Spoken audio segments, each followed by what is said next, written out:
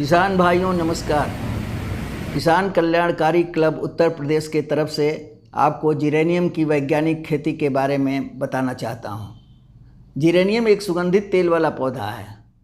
Geranium की खेती से भी अच्छी आय आप ले सकते हैं। जिरेनियम का तेल उच्च कोटि के सौंदर्य प्रसाधन वस्तुओं के बनाने के कार्य में आता है। इस तेल से प्राकृतिक जिरेनियल तत्व भी निकालकर उद्योग जगत में उपयोग किया जाता है। जिरेनियम का तेल और जिरेनियल से सूक्ष्म हानिकारक जीवाणुओं जैसे बैक्टीरिया और कवक के नियंत्रण के लिए उपयोग में लाया जा सकता है। इसके अलावा छोटे कीटों को भगाने के लिए भी जिरेनियम के तेल या जिरेनियल का उपयोग किया जाता है। जिरेनियम का वैज्ञानिक नाम पेलार्गोनियम ग्रेविलिनेंस है। इसके तने, पत्तियों और शाखाओं से आसवन विधि द्वारा सुगंधित तेल निकाला जाता है। इसके तेल में जिरेनियल नामक तत्व ज़्यादा मात्रा में होता है। जिरेनियम की खेती के लिए शुष्क, कम तापक्रम और कम आर्द्रता वाला जलवायु उपयुक्त होता है। उत्तर भारत में अक्टूबर नवंबर या जनवरी फरवरी में भी इसका पौध लगा सकते हैं।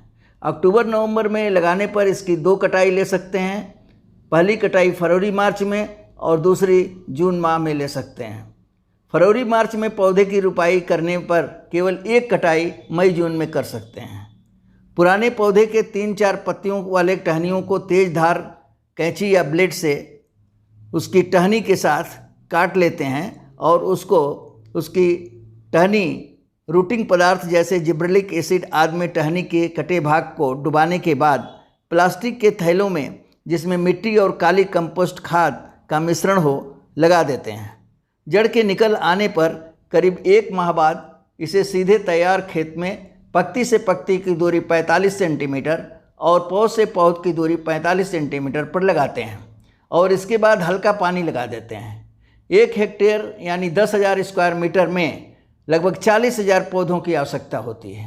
कई जगहों पर खेती में ऊंची मेड़ी बना करके उसके ऊपर रोपाई करते हैं और सिंचाई 2 मेड़ों के बीच में करते हैं।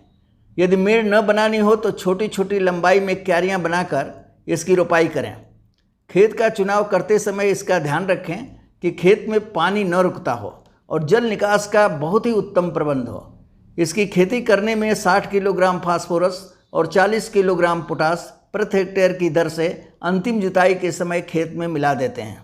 यदि जैविक खाद की खेती कर रहे हैं तो उसी अनुपात में उर्वरक की मात्रा घटा सकते हैं। 35 से 40 किलोग्राम नाइट्रोजन प्रति हेक्टेयर की दर से 3 से 4 बार में खड़ी फसल में छिड़काव करना ठीक रहता है। जिरेनियम कुल 3-4 हल्की सिंचाई की आवश्यकता होती है। सीमेप लखनऊ के वैज्ञानिकों ने जिरेनियम की सीम पवन, बोरबन और सीमेप बायोजी 171 प्रजाति का विकास किया है, जिसमें सीम पवन और बोरबन प्रजाति उन्नतशील है। एक नई प्रजाति जिसकी पौध नासिक महाराष्ट्र में पाई जाती है बोरबन टाइप की होती है, जिसकी पत्तियां मोटी होती हैं। जब जिरेनियम का पहला फूल दिखाई देने लगे तो इसकी कटाई करके आसवन संयंत्र से तेल निकाल लेते हैं। फसल की कटाई भूमि से 3-4 इंच छोड़ करके पूरे ऊपरी पौधे में हंसिया या रीपर या ब्रश कटर से कटाई कर सकते हैं। पहली कटाई लगभग 4 से 5 माह बाद और दूसरी रुपाई के 7 से 8 माह बाद करनी चाहिए। 1 हेक्टेयर यानी 2.5 एकड़ में लगभग 18 से 20 क्विंटल तक साग प्राप्त होता है, जिससे लगभग 16 से 17 लीटर तक सुगंधित तेल प्राप्त हो जाता है। प्रति हेक्टेयर लगभग 30 से 40 हज़ार रुपये का खर्च आएगा। इसके बाद भी अच्छी आय प्राप्त हो जाती है। इसकी खेती करने में बाजार भाव, खरीदार का नाम पता और उससे बातचीत करके और आसवन संयंत्र की व्यवस्था करके ही जिरेनियम की खेती करें। कभी भी बिना बाजार भाव के, बिना इसकी प्रति हेक्टेयर आय का हिसाब किताब लगाए और खर्च का हिसाब लगाए खेती न करें।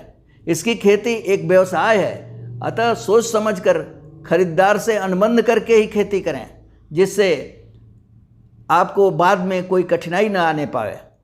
यदि आपको यह वीडियो अच्छा लगा है तो सब्सक्राइब करें, शेयर करें और लाइक करें, जिससे हम आगे भी सीधे आपके पास नए नए वीडियो भेजा करें। धन्यवाद।